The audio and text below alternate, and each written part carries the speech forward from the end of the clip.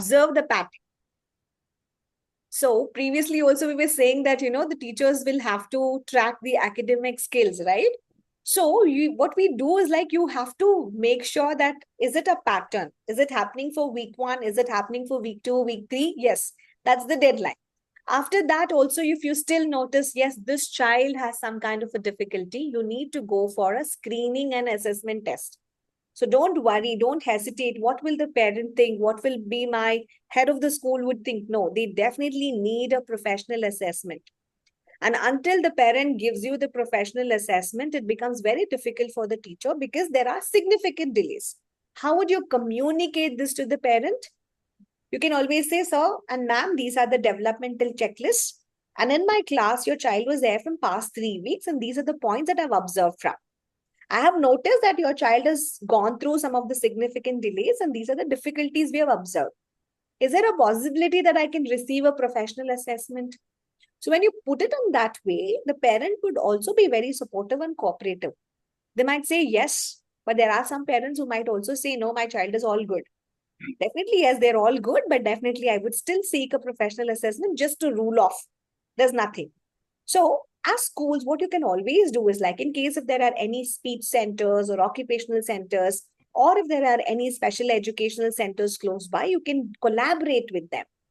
You can also check with them, whatever report that the teacher has made, is it validating? In case if you have a formal tie-up with the schools, no, they give you the assessments for free. The first initial assessment is generally free. So you can consult, or you can route your parents to go to any of these specialists and to get a professional assessment. So as a teacher, your work is done here. Your work is done. You don't have to worry about this. Some teachers overdo a lot. Yeah, this is my problem. You take it to your head. Beyond that, you're not able to help. So teachers, please wake up and understand what are your limitations.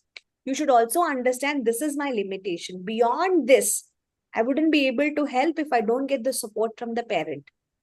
Because you wouldn't be able to significantly improve that child's developmental outcomes. The child needs help. You did that observation, you documented it, you helped them to collaborate with the families, with the specialists, and you gave them the process of what it is. Now it is, the parent will have to take it further and they have to get the assessment and do it. But as teachers, we definitely have some of the teachers in our school who is a special educator. Most of the schools will definitely have a counseling team and a special educator. So the teachers can also go to those members to get counseling done much before you also go and interact with the parent. So what you can do, you can go and tell to your special educator in your school that the child has difficulty in processing information. The child is unable to communicate. The child cannot interact with the other peer members in the environment. These are the ones that I have noticed. And now slowly they would give you a checklist. What are the problems? When the teacher says, when Priyanka says, I have a child who has reading problems, I can say, is it dyslexia? If there is a math problem, is it dyscalculia? Is it writing problem? Dysgraphia. Or is it anything related to hearing, auditory problem? The child is unable to see and process the information. Is it a VPD, sorry. Is it a visual processing disorder? The child is losing attention. Is it ADD, attention deficit disorder? The child has got an attention deficit, but at the same time hyperactive. So is it ADHD, attention deficit hyperactivity disorder, right? Or if there is a speech and language delay, is it speech and language disorder? Is it dyspraxia? Anything related to developmental coordination, related to our motor skills? Or is there any non-verbal learning disability? Or is there a functional disorder? So when teachers are able to identify these 10, so you can take a screenshot or I will send you this list. You have to know this in and out when you're making your reports. So to know on this, how do I begin with? I begin with the dyslexia first. So the primary difficulty, what most of the teachers find is, this child is not able to read. This child is not able to spell. This child is not able to write. It is not a lifetime problem. You have to understand this. It's a learning problem. It's a learning disorder, learning disability. But when you teach the child how to identify letter, when you teach the child how to bring two letters together and read it, when you teach the child how to break a bigger word, decode it, so the child is able to understand. So they recognize letters, they're able to understand, then only the dyslexia would. If they have difficulty in working on this particular thing, what happens? You definitely will have to work one more time. Okay, this is our first thing. They do have difficulties. As teachers, what would you do?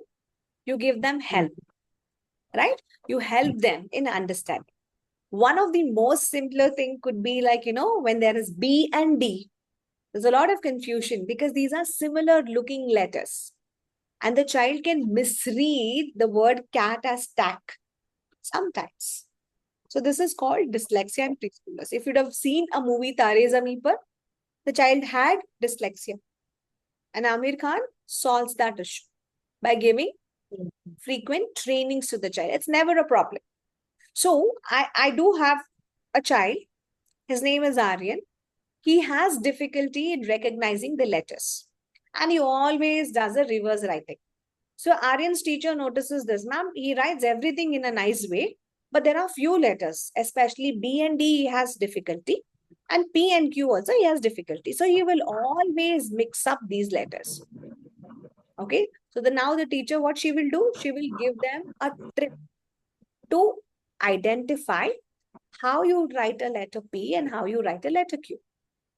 So you can always teach them, okay, P children, it's always Aryan, it always starts with a straight line. What about the Q? Does it start with a straight line? No, it starts with a circle. So give them that visual cue. So they would not get into that mistake again. They would not have the difficulty one more time. So what as a teacher you did?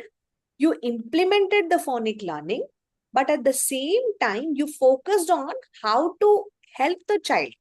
So you got into a multi-sensory technique, straight line and then a round. That's your P. Circle, half a round and then a letter and then another line. So that makes your Q. So you gave that technique to the child. So once he started tracing, this boy Aryan started identifying letter P and Q in a very nice way. Is that a disability?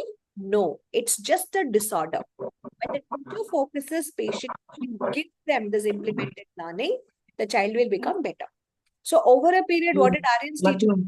She gave him 3-letter words which had the combination of P and Q just to reassure whether he's able to read and write properly.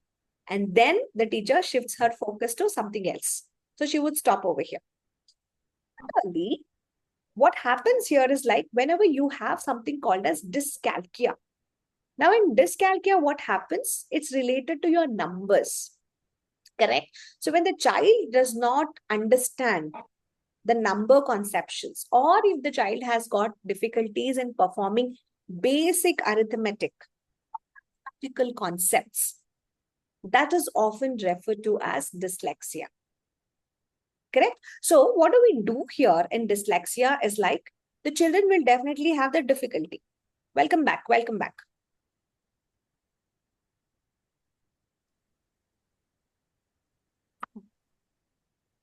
Okay, good. You connected with both the phones. Okay.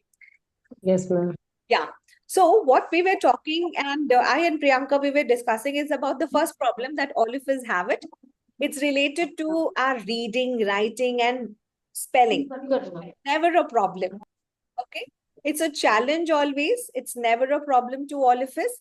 So what we do as teachers over here is like, we are not saying this is a difficult problem. But what do we say? This is like, I have to help this child to understand the letter. Now, say, suppose if the child is crying for help, I don't know how to write B, I don't know how to write the letter D.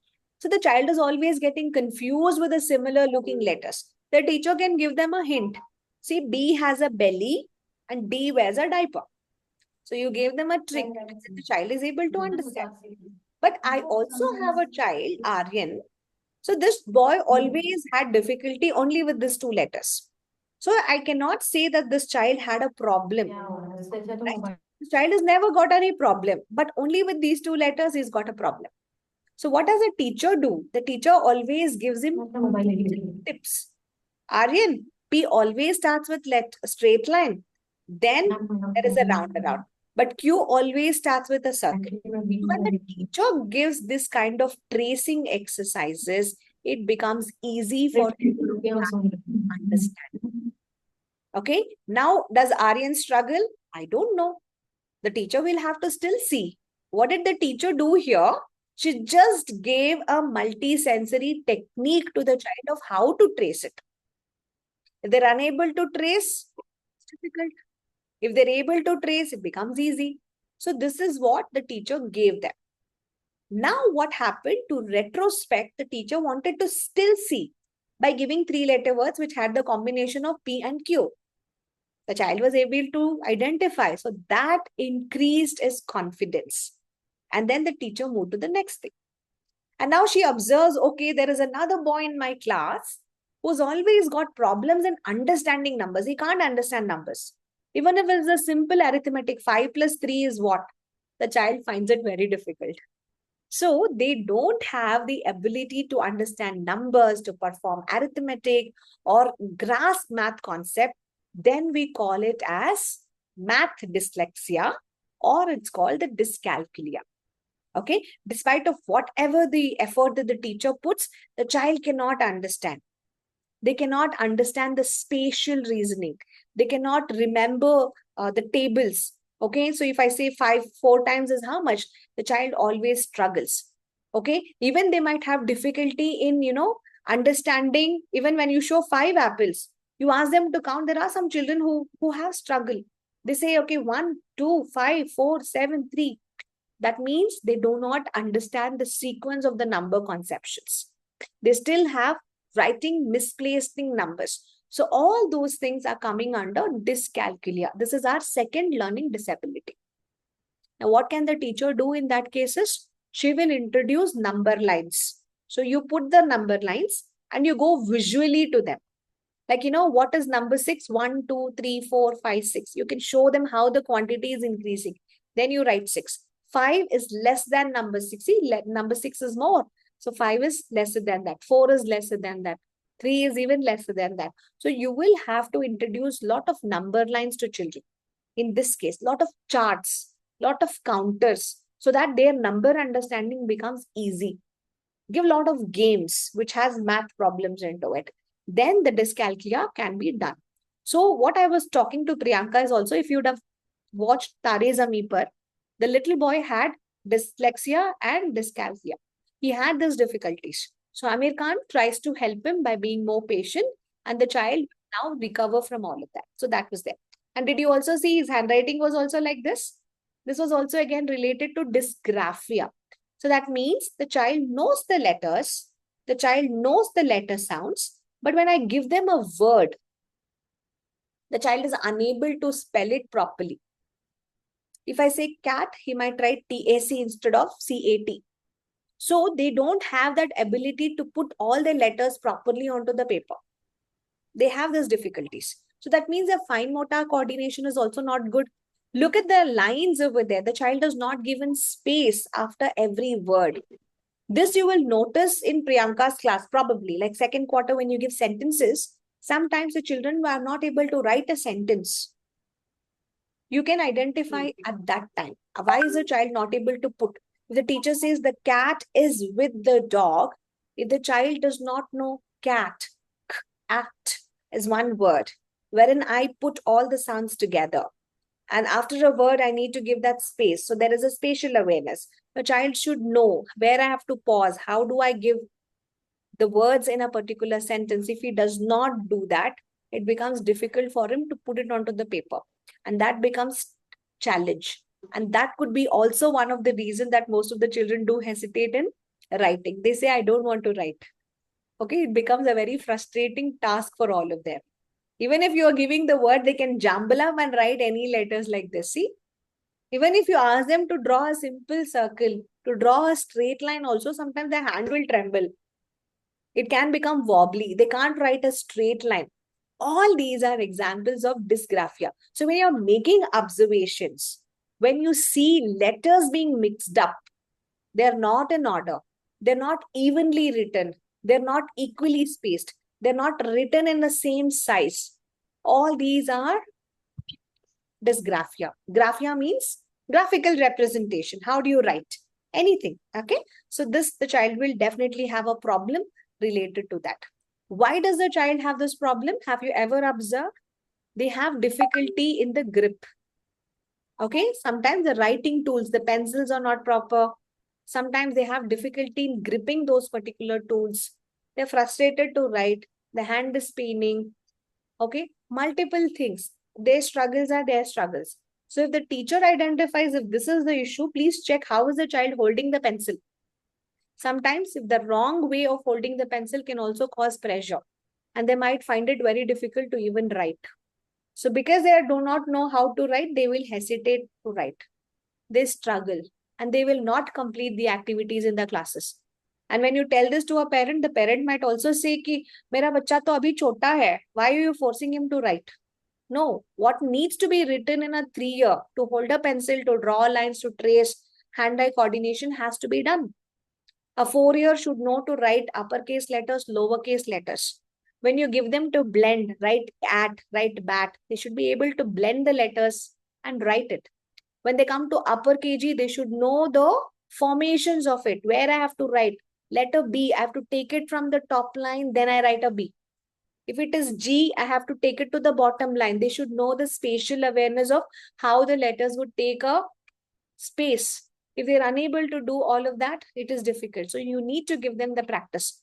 Homeworks can be given, but in case if it's against your school norms, that's absolutely fine. But yes, we do give a lot of home activities wherein the child can reinforce learning. It's not mandatory that everybody has to complete. It is for them to practice. If the child is practicing to write in the correct direction, it becomes helpful. If they're unable to do that in Montessori, we give them sandpaper tracing, wherein you teach them how to trace a particular letter with the direction. If they're not able to write in a particular direction, what happens? Their handwriting would slow down. And in the other classes, the other teachers might say, why are you writing so slow? Give them good tools, pencils, grip-ons, markers, all of that. Give them techniques, how to trace a letter. If they're unable to do it with pencil, teach them to trace in sand. Ask them to write on the chalkboard. Ask them to write on water. Multiple things you can give. So sensory techniques will definitely help the child to get that interest into writing. See, as teachers, you should do preparation of two things. It's not only you prepare the hand, you should also prepare the mind. The child should feel that it is easy to write. I would love writing. So always start with affirmations. We are writing letter G and it is so easy. We make a letter C, then we go up, then you are writing a sleeping line and then you come down. This makes a letter G. It's so easy. See, teacher makes it so easy for a child. So what did you do? This letter G also, you broke it into multiple steps. And you gave a chance for the children to complete it. Go by the instruction, do as a group writing. So this will reduce a lot of pressure in children. We are not looking for perfection, but we are looking for how is the child able to do it. Okay, when you do all of that, you're supporting dysgraphia and it is absolutely going good enough. Now that leads to another one called APD. APD is again another problem, again a neurological condition wherein the child is unable to process the sounds what the teacher is saying. If you're saying cat, the child is unable to process that sound, act. The child is not able to do that. The child is not able to distinguish the sounds in the word cat. They might only hear at and they would write AT. Where is the k there? Right? So there is a mismatch of the auditory information, whatever you're receiving. It could be because of the noisy environment, but the child could not hear it properly. So you need to see that also. Okay, say for example, if the teacher says pin, the child wrote pen. What is a mismatch here? The similar sound of E and E, right? I sounds E and E sounds E. So the teacher will also have to go a little slow here. See, if you say pin and you did not pronounce it in a rightful way, it is not a problem of a child. You should go slow. Pin, p, I, n, pen, p, eh, n. So you have to go there. So now you see, is the child still struggling to differentiate between the similar sounds? No, now it is fine. But if he's still struggling, you redo. See, these are all not problems. These are all can be corrected. You need to repeat the same sounds. Children will have difficulty in vowel sounds, be it short vowels, be it long vowels, be it alternative sounds, be it the spellings. Okay, so that's the reason you need to be very strong in phonics when you're trying to introduce the letters and the letter sounds to our children. So we could repeat all of that. So APD is one thing. So if you are finding it very difficult, you can ask the children, ma'am, what did you say? Go back to it and again come back. So minimize all the background noises. Always have eye contact. Look at every child. Look at every child. But if the teacher is still finding it difficult, because if it's noisy class, your classrooms are really tiny, and there are other classes, there are children shouting in your class, 30 students in a class, always pair up with visual clues. You can show the picture of pin. And now the child knows, oh, my teacher is talking about pin. I can have a picture of pen. So I can give them the clue card to comprehend. And then I can ask them to write a sentence on that. Always speak about a sentence. So pin, I use my pin. Okay, pen, I write with my pen. You can always give instructions, verbal instructions. Now it becomes easy for the child because you have spoken rightly, and at the same time you have paired it with verbal instructions and the visual cues. Now is your child being active? Definitely yes. So you can always say, okay, so you can always say, Shivangi, it's pin. Okay, so I'm using a pin. I'm writing with my pen. So 2 words, pin, pen. Now the child is able to work on that. So restate how directions are important. If they're unable to work on the visuals, okay, so they might have difficulty observing. Send them for an eye test. Okay, if the child is unable to see what has been written on it, the teacher can always look into these. These are something that you should do it in the beginning of your class. Is everybody able to see? Ask every child, keeping them towards the back of your class. Ask every child to read what is written on the blackboard. So this is the first important thing you need to see. Yes, my class has got 100% of visual sight is clear. Okay, so you don't want to assume anything. Look at the board and write. Why is the child not writing? Maybe the child has got a vision problem. We don't know about that. This is again important for us to understand. So visual VPD is again important for us, and give it to the children.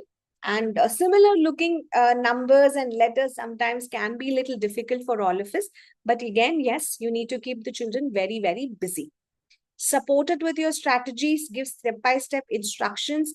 Wherever the child is finding it difficult, no, try to redo that exercise. Give a tactile activity. Give them any kind of tactile exercises so the child will be able to learn. That puts me back into my non-verbal. Now, what is non-verbal? Even if I'm smiling, sometimes the children don't smile back. They can't understand the cues. Yes. So this has to be spontaneous. Nobody should tell, beta, ma'am is smiling, smile back. So these are all non-verbal learning disorders. Actually, we classify. Okay. It is related to your body language. It is related to the tone of your voice. It is related to your facial expressions. So sometimes children do have difficulties in expressing everything. They don't know how to speak. They might shout, they might scream. It is all related to NLD, non-verbal. They're not speaking, but they are expressing. Do you want to eat? You don't want to write? These are all non-learning disorders. But can I overcome that? Definitely yes. If the child has vocabulary skills, verbal skills, the non-verbal can be taken it out. So when you see some children are responding like this, you teachers will have to write in your report also. This boy, every time when I ask a question, is only replying through his non-verbal expressions. So you can always say that. But is he interactive in the class? Yes, he's still interacting. He is responding back. But again, it is all the non-verbal cues. He is not using his verbal language. Okay, so this is again important for us. Is it a problem? Never a problem, but you can overcome all of that. So as teachers, you would interpret the facial expression of a child. And the teacher says, okay, now write page number 12, and everybody will be like this. Okay, one more page we have to write. So the teacher understands. And then the teacher quickly says, okay, children, pencils down. We'll do a quick activity and then we will write back. But the teacher will never give an excuse of not writing today, but she might take a small break, right? So all of those are something that you should understand and you can actually work. So these are quite challenging for children. It is not difficult, but if you strongly work on this, they would be able to communicate very beautifully. Okay, so that's all there. As teachers, yes, always teach social cues for children. They have to keep a wonderful, facial expression, not to frown their faces.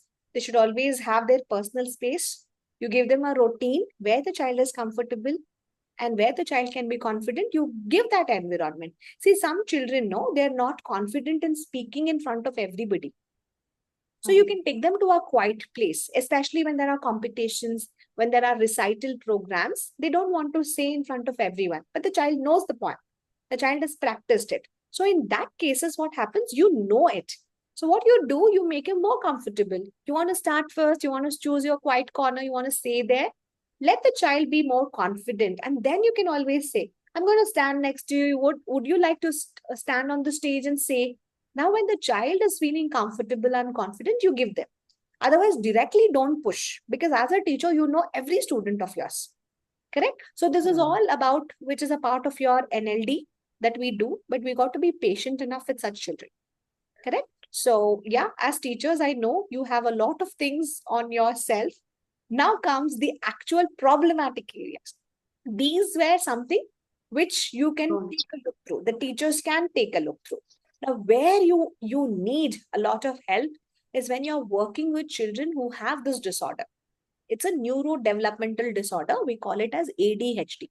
So there is an attention deficit. Okay, there is a deficit. What deficit? Attention. The child is not able to focus. When there is a deficit, it is a disorder. When there is a disorder, the child is also hyper. So when everything is combined together, the child cannot focus. They can't focus. They can't sit. They can't listen to the teacher.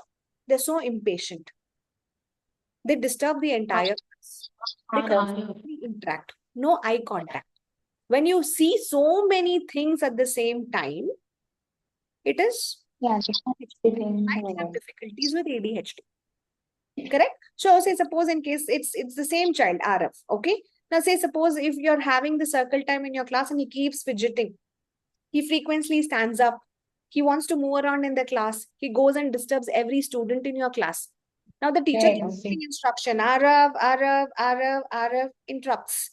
So struggle. There's a struggle for a child to be there in a particular class. He could be jumping, he could be turning, he's always energetic, he's always enthusiastic in disturbing everybody. He's distracted by the other students. Why is the child doing all this? Because the teacher is on the loud music, na?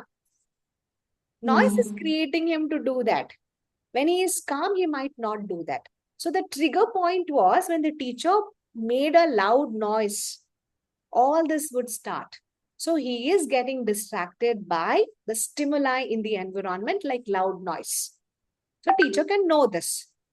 In the class also, he can do. Correct? So my ADHD can have no attention, hyperactivity, impulsivity, difficulty in following instruction, and the child forgets. You ask them to bring something, they forget. They can't go back and say what my teacher actually had. Constant movement. You ask them to stand in a line or stand for even for few seconds, they can't stand still. Excessive talking. They keep talking to themselves. That is all there. When you notice all that, it is very important, teachers, you have to inform the parents that your child is having ADHD. So what can you do? You tell them these are certain reinforcement you need to get. Get an assessment done. In the assessment, they will give a structured environmental plan. What is predictable for this boy? What are the rules? How you should take it? They give you that report. So that report can be submitted to the school. Okay. Now the school can also follow the same thing so that, there are certain verbal cues that you can give it to the child. And then the parent, the teacher, along with both of them, you can start working. So what happens there? You're working on the reinforcement. The parent is also saying the same. The teacher is also saying the same. When they go to the therapy, the therapist is also saying the same. So we are redirecting or reinforcing on this behavior to reduce the hyperactiveness. Clear? So this is our ADHD. I might also have dyspraxia. That's a motor development. So motor development is if you ask them to build a model, the child will not have the strength to build. They have weak hand muscles, finger muscles. Fine motors are not proper. Gross motors are not proper. You give them to hold a utensil or a pot, they might drop it down.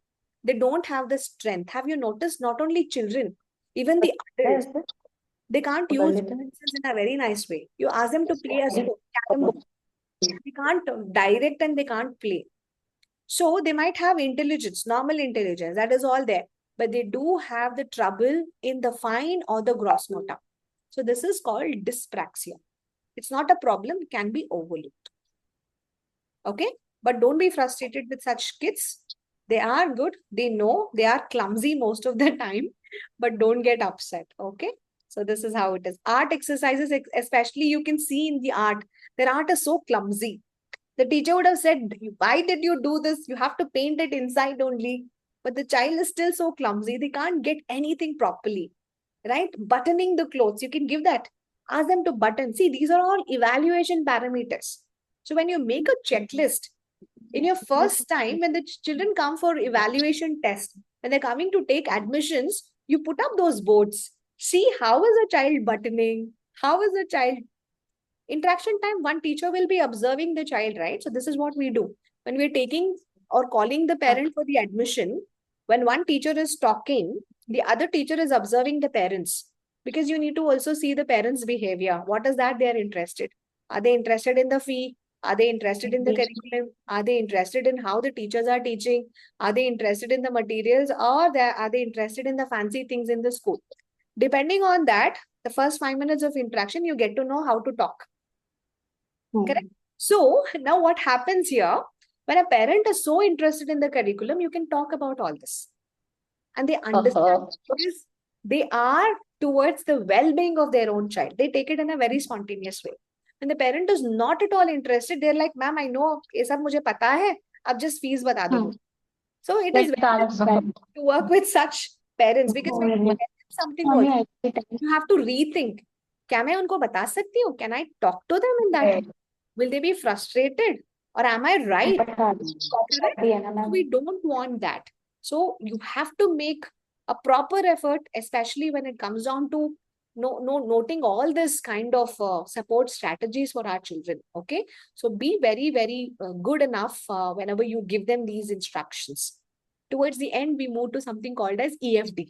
Okay, so I know I'm really going like a roller coaster, but yeah, I'm just giving you because of the less time Miss Rimpa gave me, just a 2-hour session, but I've still extended. So we do have EFD.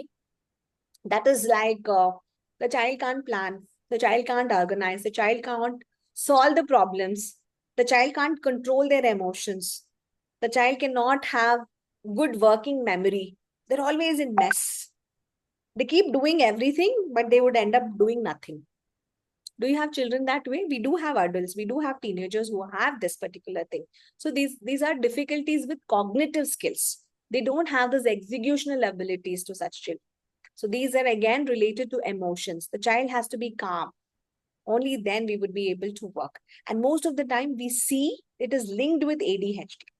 Most of the ADHD children might have an EFD. So when it is EFD, we'll check whether they have the ADHD or what.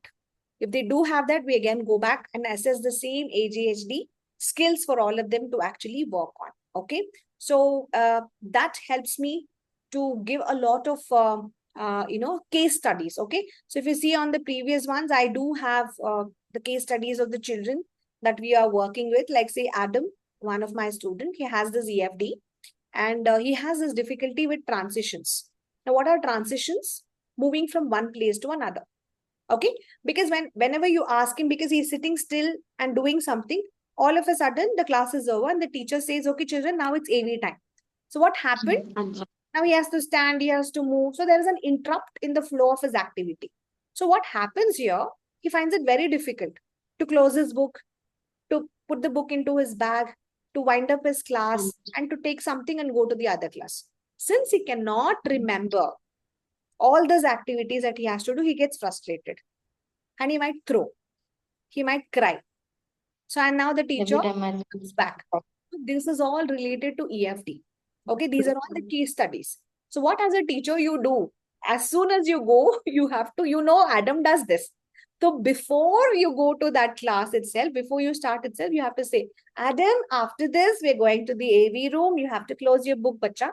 So, you tell that to the child very much early. So, the child never gets frustrated as soon as you say. These are certain things which comes only through a teacher's experience.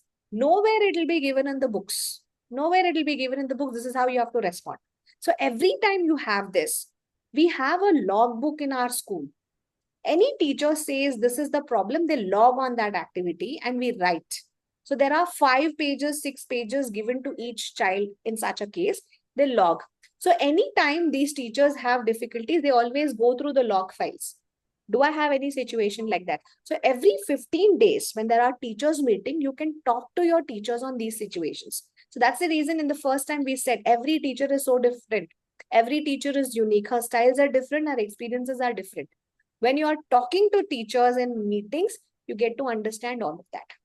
So that brings us to speech disorders, wherein the child does not have the ability to understand and articulate. What is articulation? You speak, right? Whatever you are speaking, it has a way that you say. Sound. Yeah. When I say cat, I can be very calm. I say cat. When I say lion, how do you say lion? You don't say lion, right? You say lion. You exaggerate. Child also. So that's articulation. Okay. How do you out your speech sounds? So does it have an issue? The teachers will not have an issue. But when you articulate what happens, the speech delays would go because the child is looking at you, your facial expression. Every sound is your movement. When I say the mouth is wide open. Sounds of phonic sound. That tucked. When I say your tongue is touching the labyrinthal, right? So what happens there? Every speech sound to how is your jaw moving. It's an integration. We call them as whistles. What is whistling? Your facial expressions. For g, you say g. For h, you say h, right? So this is whistling. The phonetic sound is a phoneme.